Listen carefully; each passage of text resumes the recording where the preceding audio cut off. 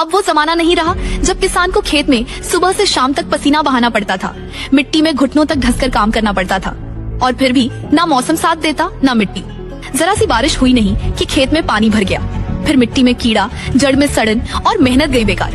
हमारे यहाँ तो आज भी यही हो रहा है, लेकिन थाईलैंड के किसानों ने तो जैसे खेती की परिभाषा ही बदल दी है। अब वो लोग मिट्टी में आलू नहीं उगाते। हाँ, आप सही सुन रहे हैं, अब वहाँ के किसान मिट्टी छोड़कर हवा में आलू उगा रहे हैं। इस नई तकनीक का नाम है एरोपोनिक्स। अब इस तकनीक में खेत जोतने की जरूरत नहीं, ना बैलों की, ना ट्रैक्टर की, ना ही बारिश के भरोसे बैठने की। आलू की फसल अब उगती है एक खास कमरे के अंदर, जिसे एरोपोनिक चैम्बर कहा जाता है। इस चैम्बर में क्या होता है, आलू के पौधे की जड़ें मिट्टी में नहीं बल्कि हवा में लटकी रहती है, और इन जड़ों पर दिन में कई बार एक खास पोषक पानी की धुंध छिड़की जाती है। इस पानी में सारे जरूरी पोषक तत्व मिले होते हैं, मतलब ना कोई खाद की जरूरत, ना कीटनाशक की, कोई कीड़ा नहीं, कोई बीमारी नहीं, कोई पानी भरने का डर नहीं। गजब की बात यह है कि इस तकनीक से उगे हुए आलू कभी भी गंदे नहीं होते, एकदम चमकदार, साफ और सुंदर। हर एक आलू देखने में जैसे एक जैसा, ना छोटा, ना बड़ा, ना टेढ़ा मेढ़ा।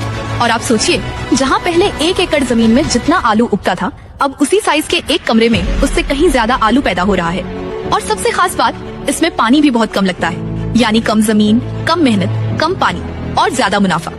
थाईलैंड के किसानों ने अब ये सिस्टम इतने अच्छे से अपना लिया है कि वहाँ के सुपरमार्केट में, होटल में, विदेशों में हर जगह उनके साफ सुथरे हेल्दी आलू की डिमांड है। कई किसानों ने अब अपने छोटे फार्म को बड़ा कर लिया है।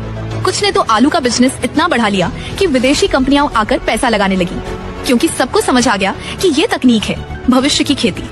मजे की बात और सुनिए, जब आलू उगता है तो ऊपर की जो पत्तियां और टहनी बचती हैं, उसे फेंका नहीं जाता।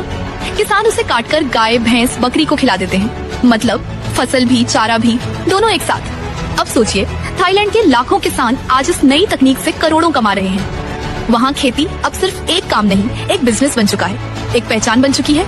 और हम आज भी खेत की मिट्टी खोद रहे हैं। बारिश आई तो तबाही, धूप ज्यादा हुई तो सूखा, कीड़ा लगा तो बर्बादी, फिर भी वही पुरानी सोच, वही पुरानी पद्धति। अगर हम थाईलैंड जैसे देशों से कुछ सीखें, थोड़ा सोच बदलें, थोड़ा विज्ञान अपनाएं, तो क्या हम भी नहीं कर सकते ऐसे आलू की खेती? सोचिए, अगर हम भी अपने गांव में, शहर में, छत पर, कमरे में इस एरोपोनिक्स से खेती करें, तो खेत की जरूरत ही नहीं, महंगे जमीन के झंझट से छुटकारा, पानी की बचत और कम समय में दोगुनी कमाई।